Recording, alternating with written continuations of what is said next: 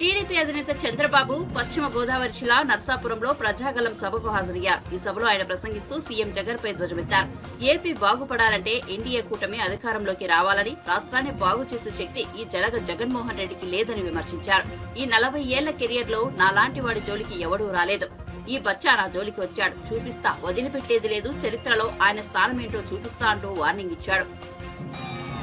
నాయకుడికి ఒక ఆలోచన ఉండాలి, నాయకులకు ఒక తృప్తి ఉండాలి. 25 ఏళ్లకు మనపు మన దేశంలో రోడ్లు బాగాలేకపోతే ఆనాటి ప్రధానమంత్రి వాజ్పేయి గారికి చెప్పి నేషనల్ హైవేస్ అన్ని ఇప్పుడుండేటి BOT చేద్దామని కోరితే ఆయన ఒప్పుకున్నాడు. ఫస్ట్ రోడ్డు కూడా వేసింది. చెన్నై నుంచి నెల్లూరు వరకు వేసాం. అది ప్రూఫ్ ఆఫ్ కాన్సెప్ట్. అక్కడి నుంచి దేశమంతా అలాంటి రోడ్లు వచ్చాయి. ఈ దేశంలో అభివృద్ధి చేయడానికి నిధుల కొరత కాదు, ఆలోచన కొరత. ఆ విషయం మీరు గుర్తుపెట్టుకోవాలి. హైదరాబాద్ అభివృద్ధి అయిందంటే ఒక విషయంతో ముందుకు పోయా, డబ్బులు కాదు.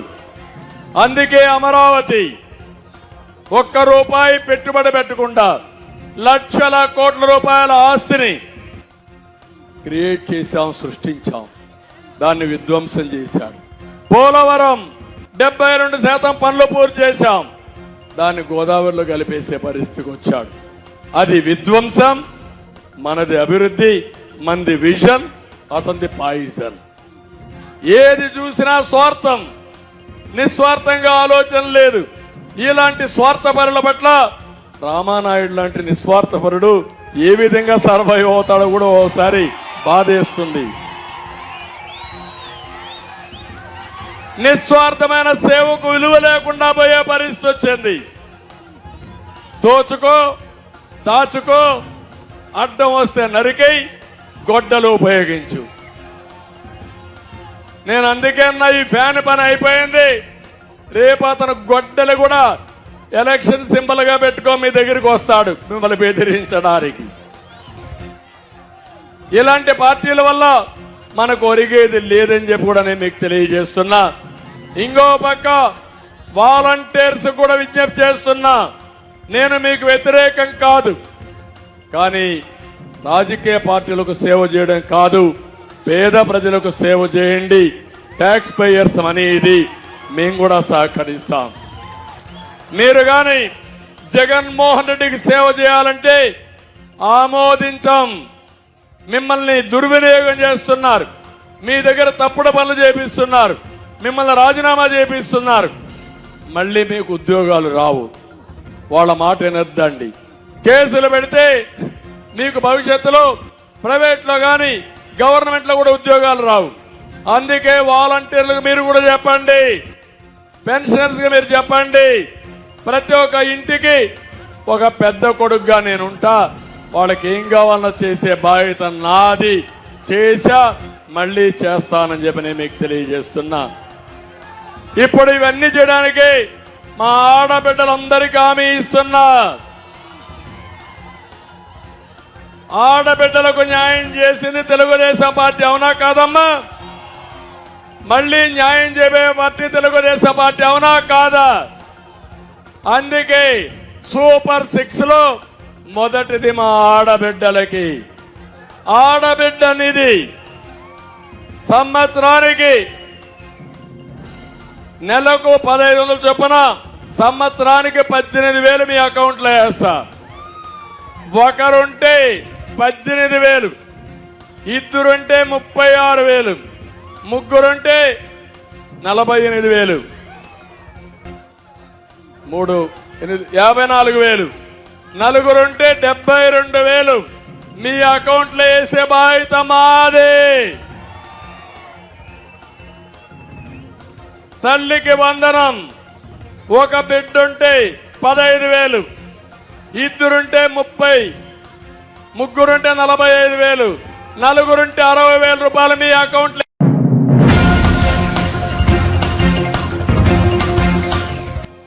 నేను 10 ఏళ్ల పాటు తెలంగాణ ముఖ్యమంత్రిగా ఉన్నాను. ఫోన్ ట్యాపింగ్ పై ఖచ్చితంగా క్లారిటీ ఇస్తాను. అందులోని నిజ నిజాలు బయటకు తీసుకొస్తానని బీఆర్ఎస్ అధినేత మాజీ సీఎం కేసీఆర్ అన్నారు. సిరిసిల్లలోని పార్టీ కార్యాలయంలో ఆయన మీడియాతో పిచ్చాపాటిగా మాట్లాడారు. ఈ సందర్భంగా మీడియా ప్రతినిధులు ఫోన్ ట్యాపింగ్ వ్యవహారంపై ప్రశ్నించారు. దీనిపై ఆయన మాట్లాడుతూ ఈ విషయంపై 2-3 రోజుల్లో స్పందిస్తానన్నారు. ఎట్లా ఎత్తిపోయానో దానికోసం రెడీగా అండి, లేకపోతే మేము రెడీ అవుతాం. ఎట్లా చేయాలో మేము చేస్తాం, మేము చూపిస్తాం. ఆ తమాషా మీకు రణరంగమైన మంచిదే రాష్ట్రం. తర్వాత మేము డిమాండ్ చేస్తా ఉన్నాం, వెంటనే ఎన్యూమరేషన్ మీరు స్టార్ట్ చేయాలి. ఎండిన పంట ఎండింది, కారణం ఏదేమైనప్పటికీ ఎండింది. రైతులు నష్టానికి గురైనరు, పెట్టుబడి పెట్టి నష్టపోయినరు, వాళ్ళు దుఃఖంతో ఉన్నారు. వాళ్ళు దుఃఖంతో ఉన్నప్పుడు వాళ్ళ కన్ననీళ్లు తుడవడం ప్రభుత్వ బాధ్యత. It's the responsibility of the government. It is more than A natural calamity, it's a man made calamity, government made calamity. కాబట్టి మీరు తప్పకుండా 25,000 ఎండిన ప్రతి ఎకరానికి రైతులకు నష్టపరిహారం ఇచ్చి తీరాలి. అప్పటిదాకా మిమ్మల్ని వేటాడతాం. రేపు మా పార్టీ నిరసన దీక్షలు కూడా ఉన్నాయి. తర్వాత ఖచ్చితంగా 500 రూపాయలు ప్రతి పంటకు బోనస్ ఇవ్వాలి. రాష్ట్రంలో పండిన ప్రతి పంట కొనాలి. మేము జొన్నలు కొనం, అవి కొనమంటే పంట కలవదు బిడ్డ.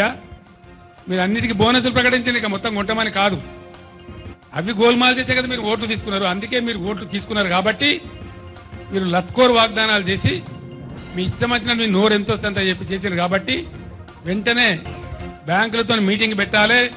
రుణమాఫీ మీద స్పష్టత ఇచ్చి మీరు కిస్తీలు కడతారా, సస్తారా, బతుకుతారా, ఏం చేస్తారో రైతులకు బ్యాంకుల నుంచి ఇబ్బందులు రాకుండా చూడాలి. ఒకటి. రెండవది 500 బోనస్ ఇవ్వాలి. ఇవ్వకపోతే పులుల్లాగా మీ గొంతు కరిసి చంపుతాం, జాగ్రత్త అని మనం చేస్తా ఉన్నాం. వదిలిపెట్టాం. 3-4 నెలలు ఎందుకంటే కొత్త గవర్నమెంట్ వస్తే మేము ఓర్వలేక అంటున్నాము, ఓర్పు మల్లతనానికి అంటున్నామని అంటారని ఓపిక వచ్చాం ఇన్ని రోజులు. కేసీఆర్ ఎల్లుండికి ఆగడు, సమస్య లేదు. 1 జిల్లా 2 జిల్లాలు కాదు, ఎక్కడ రైతులకు కష్టం ఉంటే అక్కడ గద్ద లెక్క వాల్తా మీ సంగతి మీ భర్తమేందో తేలే విధంగా 100కు 100% మీద పోరాటం చేస్తాం. ఈ పోరాటం ఒక రోజుతోనో ఒక పూటతోని ఒక తమాషతోనే అయ్యేది కాదు.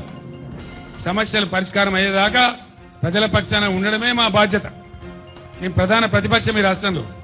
100% మాకు ప్రజలు అదే పాత్ర ఇచ్చింది. కాబట్టి ఆ పాత్రకు పూర్తి న్యాయం చేస్తాం.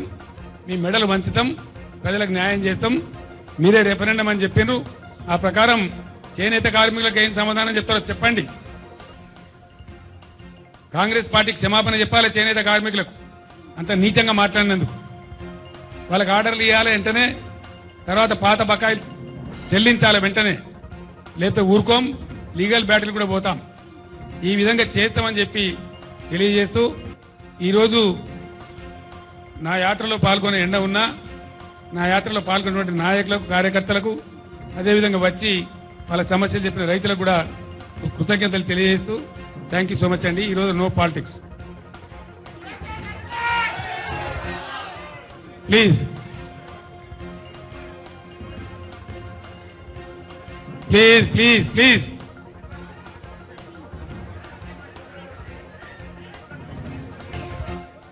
అర్థం కాలేదండి. ఆ యోజన ఉంటే కదా బాబు, ఫసల్ బీమా యోజన ఉంటే కదా. గుజరాత్లోనే దిక్కులేదు ప్రధానమంత్రి రాష్ట్రంలో. There is nothing, there is no Fasal Bima Yojana. It's a flop scheme.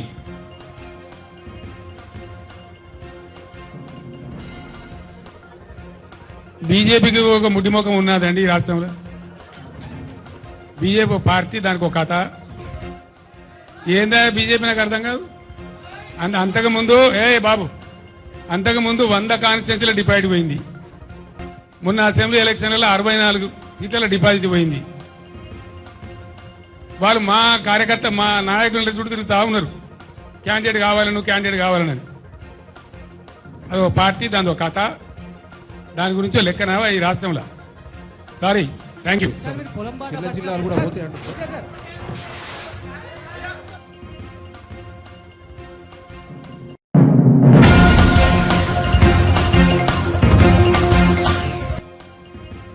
ఏపీలో వాలంటీర్లు పెన్షన్ల అంశంపై ఏపీఎఫ్ డీసీ చైర్మన్, సినీ నటుడు పోసాని కృష్ణమురళి స్పందించారు.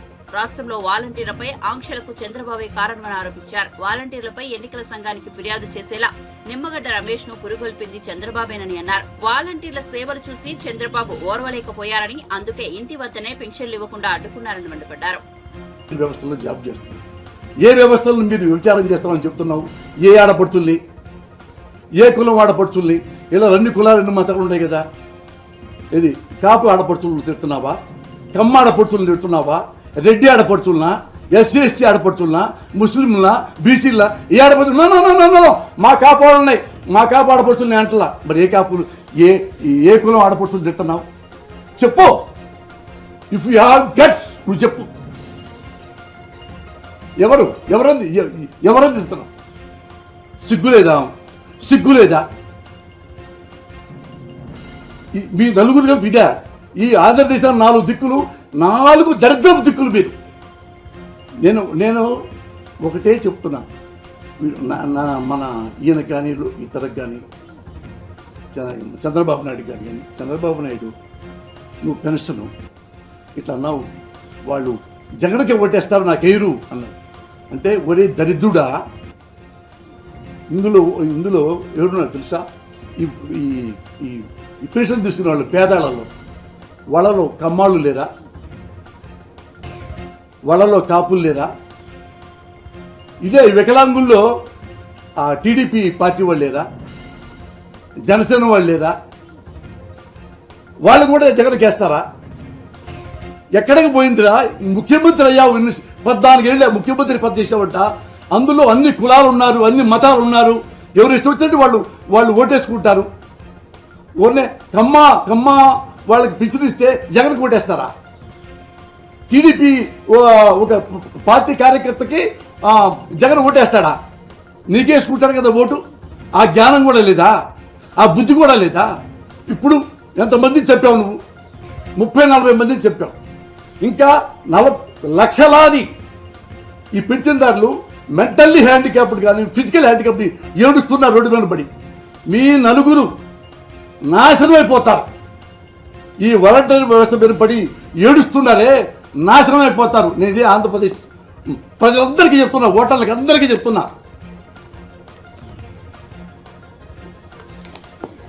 మీరు రాజకీయాల్లో, ప్రజాసేవలో కులాలను నమ్మకండి. ఎవరు కులం పిచ్చ ఉందో, ఎవరికి మతం పిచ్చ ఉందో వాళ్ళని ఓటుతో రాజకీయ సమాధి చేయండి. ఎవరిని? ది గ్రేట్ చంద్రబాబు నాయుడు, బాలకృష్ణని, ఈ లోకేష్ అనేవాడిని, పవన్ కళ్యాణ్ని, వీళ్ళని జీవితంలో మేము రాజకీయాలకు రానివ్వకుండా తరిమి కొట్టండి ఓటుతో. అప్పుడు మన ఆంధ్రదేశం చాలా ప్రశాంతంగా, చాలా సంతోషంగా ఉంటుంది. గడ్డ రమేష్ గారు దీని మీద కేసేశారు, మాకు సంబంధం లేదు అంటున్నారు. మీరు టీడీపీ వాళ్ళే కదా.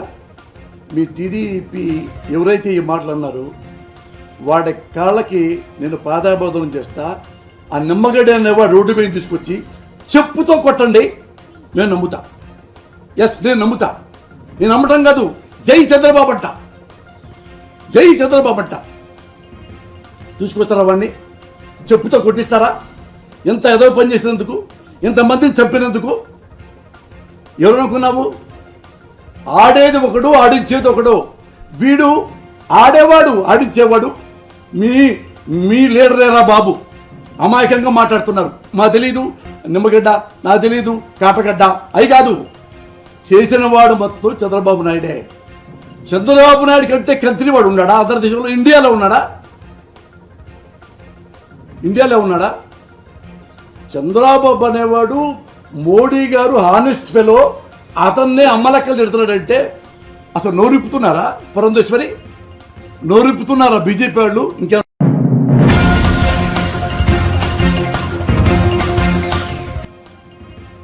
ఏపీలోని అన్ని స్థానాల్లో జై భారత్ నేషనల్ పార్టీ అభ్యర్థులు బరిలోకి దిగనున్నారని అధ్యక్షుడు వివి లక్ష్మీనారాయణ శుక్రవారం ప్రకటించారు.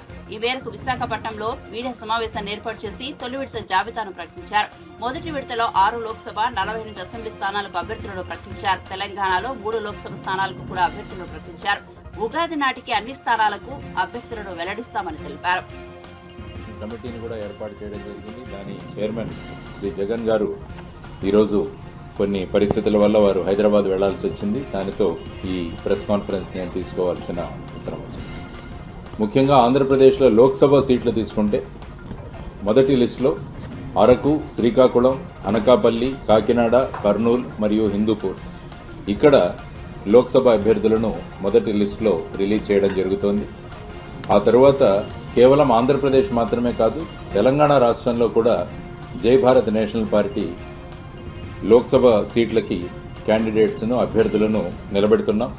ముఖ్యంగా ఈ ఫస్ట్ లిస్టులో మెదక్, మల్కాజిగిరి, నాగర్ కర్నూలు ఈ 3 లోక్సభ నియోజకవర్గాల్లోంచి అభ్యర్థులను నిలబెట్టడం జరుగుతోంది. ఆ తర్వాత మన ఆంధ్రప్రదేశ్లోని అసెంబ్లీకి వస్తే 48 అసెంబ్లీ సీట్లకు మొదటి లిస్టులో అభ్యర్థులను ఫైనలైజ్ చేయడం జరిగింది. అందులో ముఖ్యంగా మీరు చూసుకుంటే అన్ని జిల్లాలు శ్రీకాకుళం, విజయనగరం, మన్యం, విశాఖ, అనకాపల్లి, తర్వాత కాకినాడ, ఈస్ట్ గోదావరి, కోనసీమ, వెస్ట్ గోదావరి, ఏలూరు, ఎన్టీఆర్ జిల్లా, కృష్ణా జిల్లా, గుంటూరు, పల్నాడు, బాపట్ల, ప్రకాశం, నెల్లూరు, తిరుపతి, అన్నమయ్య, వైఎస్ఆర్ కడప, నంద్యాల, కర్నూలు, అనంతపురం, శ్రీ సత్యసాయి ఈ అన్ని జిల్లాల్లోనూ మొదటి లిస్టులో క్యాండిడేట్స్ను మేము ఈరోజు ప్రకటిస్తున్నాం. ఇందులో ముఖ్యంగా మీరు చూస్తే పోస్ట్ గ్రాడ్యుయేట్స్ 16 మంది ఉన్నారు. మా 48 క్యాండిడేట్లలో 16 మంది పీజీ, ఆ తర్వాత 11 మంది గ్రాడ్యుయేట్స్, డిప్లొమా హోల్డర్స్ 2, ఆ తర్వాత మిగతా ఇతర క్వాలిఫికేషన్లు ఉన్నవాళ్ళు. సాధారణంగా మిగతా పార్టీలన్నీ కూడా వాళ్ళ క్యాండిడేట్స్ డిక్లేర్ చేస్తున్నప్పుడు వాళ్ళు కులాలు ఆ విధంగా డిక్లేర్ చేసేవాళ్ళు. కానీ జై భారత్ నేషనల్ పార్టీ మా క్యాండిడేట్స్ యొక్క అకాడమిక్ క్వాలిఫికేషన్ ఏంటి, వాళ్ళు విద్యార్హత ఏంటి అన్నది కూడా మేము తెలియజేస్తున్నాం. ఆ తర్వాత సరాసరి వయస్సు మీరు తీసుకుంటే 39 సంవత్సరాలు. ఈ 48 క్యాండిడేట్ల యొక్క సరాసరి వయస్సు తీసుకుంటే అది 39 సంవత్సరాలు. అంటే మా దాంట్లో 68 సంవత్సరాలు ఒక ఆయన వెంకటగిరి నుంచి వారు ఉన్నారు, వారు 68 ఇయర్స్. ఆ తర్వాత 28 సంవత్సరాల వాళ్ళు 3-4 ఉన్నారు. వీరందరి ఏజ్ బేరీజ్ వేసుకుంటే యావరేజ్ ఏజ్ 39 ఇయర్స్. అందువల్ల జై భారత్ నేషనల్ పార్టీ యువతరానికి ప్రాధాన్యం ఇస్తూ, ఆ తర్వాత బాగా చదువుకున్న వాళ్ళకి, ఆ తర్వాత కొద్దిగా చదువు తక్కువ ఉన్నా కూడా సమాజం పట్ల అవగాహన, సమాజంలో అనేక కార్యక్రమాలు చేసిన వాళ్ళు, ఎన్జిఓలు, తర్వాత సమాజం ముఖ్యంగా కోవిడ్ పరిస్థితుల్లో సమాజంలో ఉన్న స్థితులకు స్పందించి వారు సమాజానికి దగ్గరగా వెళ్ళిన వారికి కూడా ఈసారి టికెట్లు ఇవ్వడం జరిగింది. ముఖ్యంగా జై భారత్ నేషనల్ పార్టీ ఇంతకు ముందే వీళ్లను జిల్లా కోఆర్డినేటర్లుగాను, నియోజకవర్గ ఇన్ఛార్జీలను నియమించడం జరిగింది. వారు ప్రజల్లోకి వెళుతున్నారు, ప్రజల్లో మమేకమవుతున్నారు, ప్రజల నుంచి కూడా మంచి స్పందన వస్తుంది. సో ఆ విధంగా జై భారత్ నేషనల్ పార్టీ ఇక మిగిలి ఉన్న 35-38 రోజుల్లో ప్రజల్లోకి జై భారత్ నేషనల్ పార్టీ యొక్క ఎజెండాను తీసుకువెళ్ళి ఆ ఎజెండా ద్వారా ప్రజల యొక్క మన్ననలను పొందడానికి మేము ప్రయత్నిస్తున్నాం. ఆ తర్వాత ఈ ఎన్నికైన అభ్యర్థులు వారి వారి నియోజకవర్గాల్లో వారి మేనిఫెస్టోలను తయారు చేస్తున్నారు. అంటే సాధారణంగా ఇప్పటి వరకు పొలిటికల్ పార్టీలు వాళ్ళ ఓవరాల్ మేనిఫెస్టో చెప్పేవాళ్ళు, మొత్తం ఏం చేస్తుంది పార్టీ అని. కానీ జై భారత్ నేషనల్ పార్టీ ఒక వినూత్నంగా ప్రతి నియోజకవర్గానికి కూడా ఒక మేనిఫెస్టో తయారు చేయబోతున్నాం. అంటే అక్కడ ఉన్న సమస్యలు, జై భారత్ నేషనల్ పార్టీ యొక్క పార్టీ సిద్ధాంతాలు, వీటిని నియోజకవర్గంలో ఎలా అన్వయించాలి, వీటన్నిటినీ కూడా సమావిష్టం చేసి ప్రతి నియోజకవర్గానికి ఒక మేనిఫెస్టో తయారు చేయడం జరుగుతుంది. ఆ మేనిఫెస్టో కాపీలను కూడా ఓటర్లకు ఇవ్వడం జరుగుతుంది. ఆ తర్వాత ఈ మేనిఫెస్టోని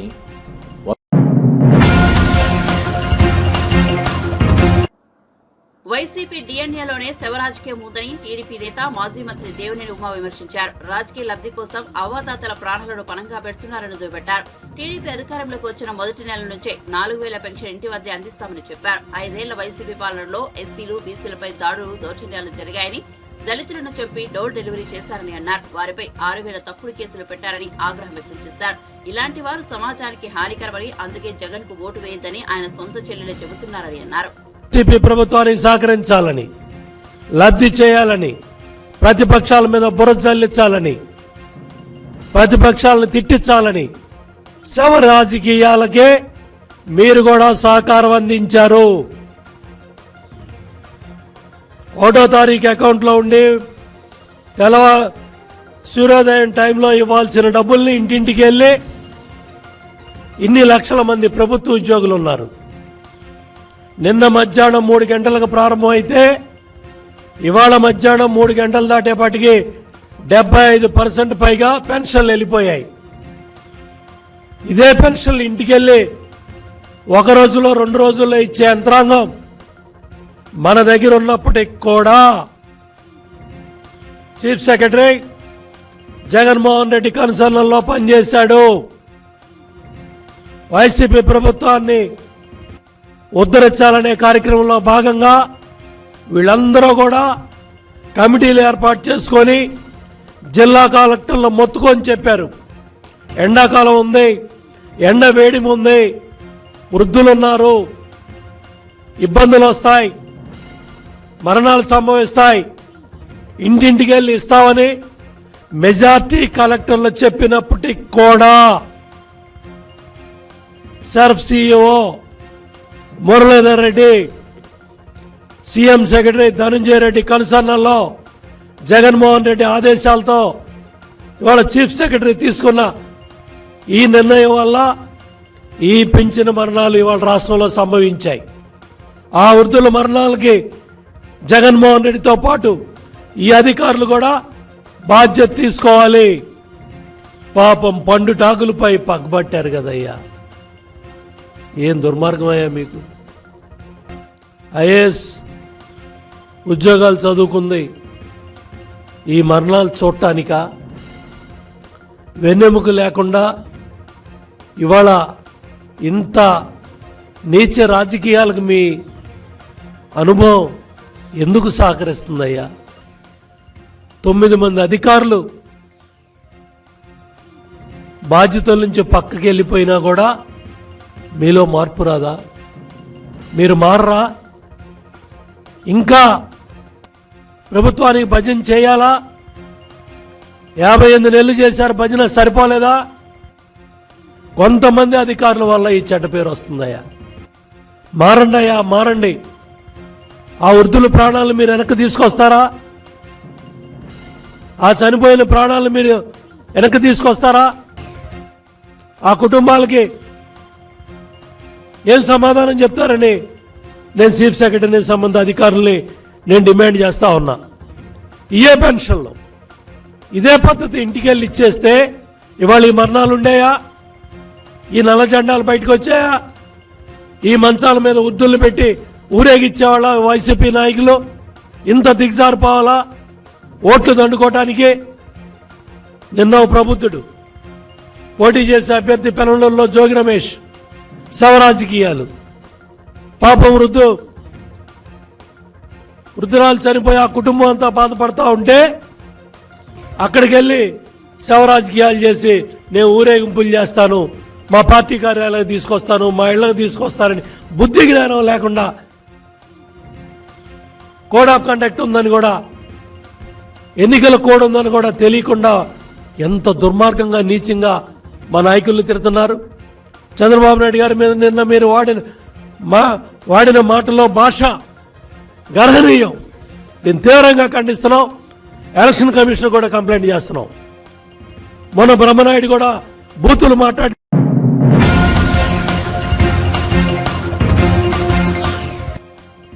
వైసీపీ అగ్రనాయకత్వంపై తీవ్రస్థాయిలో పోరాటం చేసిన నర్సాపురం ఎంపీ రఘురామకృష్ణరాజు తెలుగుదేశం పార్టీలో చేరారు. పాలకొల్లులో ఏర్పాటు చేసిన ప్రజాగలం సభలో రఘురామకృష్ణరాజు పార్టీ అధినేత చంద్రబాబు సమక్షంలో టీడీపీ తీర్థం పుచ్చుకున్నారు.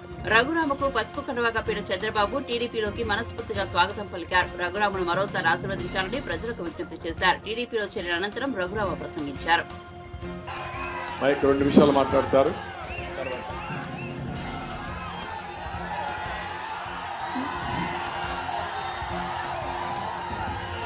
గతంలో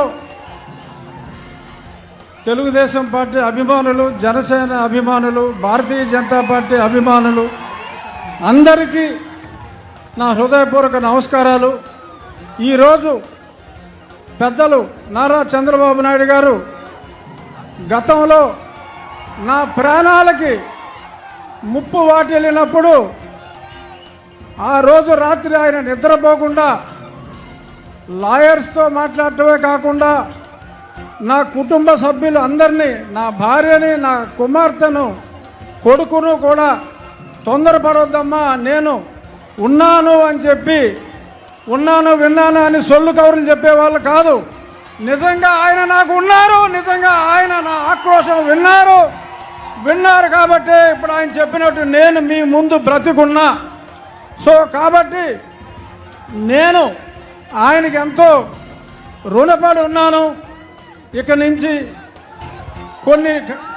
కొన్ని కారణాల వల్ల నేను 4 ఏళ్ళు దూరంగా ఉండవలసి వచ్చింది. అయినా చంద్రబాబు నాయుడు గారి చొరవతో ఈరోజు నేను మళ్ళీ మీ ముందుకు రావడం జరిగింది. ఎప్పుడూ నేను ముందుగా చంద్రబాబు నాయుడు గారికి, అలాగే మీ అందరికీ నేను రుణపడి ఉంటాను. మీ రుణం నేను తీర్చుకుంటాను. అతి త్వరలో జూన్ 4వ తారీఖు ప్రపంచం సృష్టించబోతున్నారు నారా చంద్రబాబు నాయుడు గారు. అలాగే ఆయనకి తోడుగా పవన్ కళ్యాణ్ గారు, పైన నరేంద్ర మోడీ గారు. ఈ కలయిక నేను సంవత్సరంగా చెప్తున్న త్రిమూర్తుల కలయిక ఉంటుంది అని. అందులో బ్రహ్మ మోడీ గారు అయితే, విష్ణుమూర్తి మన చంద్రబాబు నాయుడు గారు, పరమశివుడు పవన్ కళ్యాణ్ గారు, సైన్యం మనం అందరం. జై తెలుగుదేశం, జై చంద్రబాబు నాయుడు గారు, జై మోడీ, జై పవన్ కళ్యాణ్. Thank you.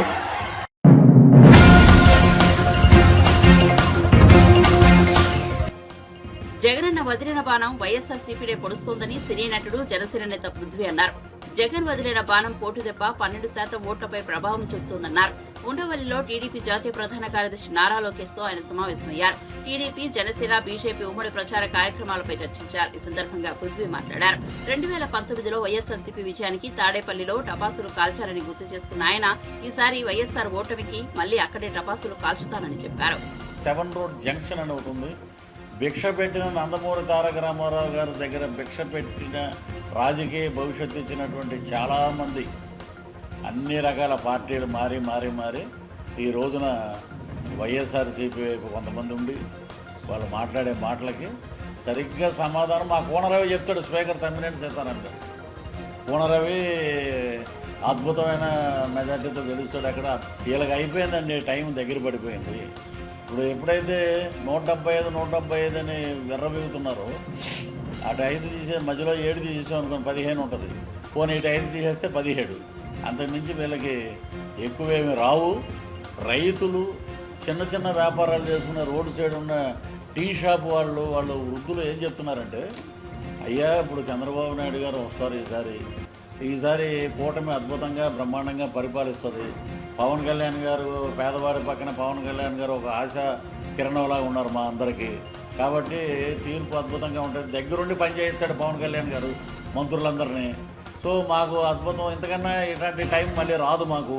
కద్దరు బట్టలు వేసుకున్నా కూడా ఆ కద్దరు రాజకీయం ఒంటికి అంటించుకున్నటువంటి వ్యక్తి మా పవర్ స్టార్ పవన్ కళ్యాణ్ గారు. అలాగే ఇక్కడ విజన్ ఉన్న వ్యక్తి చంద్రబాబు నాయుడు గారు వస్తే రేపు 3 ఏళ్ళు కష్టపడాలండి అన్నారు. ఏంటని అడిగా నేను. వీడు చేసిన అప్పులండి అలా ఉన్నాయండి. ఇవన్నీ 3 ఏళ్ళు అందరం కష్టపడితే రాష్ట్రం సుభిక్షంగా ఉంటుంది, సంక్షేమంగా ఉంటుంది, అద్భుతంగా ఉంటుంది అని చెప్పడం జరిగింది. ఇక నగిరి వచ్చేటప్పటికి, నగిరిలో నేను ఇంటర్మీడియట్ వరకు శ్రీకాళహస్తిలో చదివాను. స్వీట్లు పంచే టపాకాయలు కాల్చి ఆవిడ మటుకు ఘోరంగా వెళ్ళిపోయే ఫస్ట్ క్యాండిడేట్ ఆమె. తీర్పు అద్భుతంగా ఉంటుంది. సంక్షేమ బాటలో కూటమి సంక్షేమ బాటలో అద్భుతంగా ప్రయాణిస్తుంది. మీరు ఏం ఎక్స్పెక్ట్ చేస్తారు? నేను ఏం ఎక్స్పెక్ట్ చేయట్లేదండి. మీ అడుగు పెడితే మీ అడుగు వెనకాల నా అడుగు ఉండాలి. అద్భుతమైన వ్యక్తులు కలిశారు, అద్భుతంగా పరిపాలన ఉండాలి. కాబట్టి నేను మీతో పాటు ఉంటానండి. మీ జెండా మోసే జన సైనికుడిగా నేను ఉంటాను. పవన్ కళ్యాణ్ గారు వదిలిన, ఇప్పుడు షర్మిల, జగనన్న వదిలిన బాణం షర్మిల అన్నారు, అది కాంగ్రెస్కి వెళ్ళింది. ఇప్పుడు ప్రదేశ్ కాంగ్రెస్ అధ్యక్షురాలు అయ్యి ఒక పోటు పొడుస్తుంది ఈయన్ని. అది కొంతమంది డ్రామా అంటారు, కొంతమంది నిజం అంటారు. అవన్నీ మనకు అనవసరం. కానీ ఆ పోటు దెబ్బ దగ్గర 10 to 12% ఓటింగ్ అయితే వెళ్ళిపోతుంది వెనక్కి. సో రేపు కడపలో వైఎస్ శర్మల గారు అద్భుతంగా గెలిచినా కూడా ఎవడు మాట్లాడే ప్రసక్తి లేదు. అలా ఉంది తీర్పు. అయితే ప్రజలు ఏకపక్షంగా ఉన్నారండి. ఏకపక్షంగా కూటమిని గెలిపించడానికి ఒక నగరికి వెళ్ళి మేము స్వీట్లు పంచి టపాకాయలు కాలుస్తాం. ఫస్ట్ ఓటమి అక్కడ, తర్వాత ఇక్కడ క్యాంప్ ఆఫీస్ దగ్గర బ్రహ్మాండంగా మేము తాడేపల్లి క్యాంప్ ఆఫీస్ దగ్గర ఎప్పుడైతే అక్కడ కాలుస్తాం.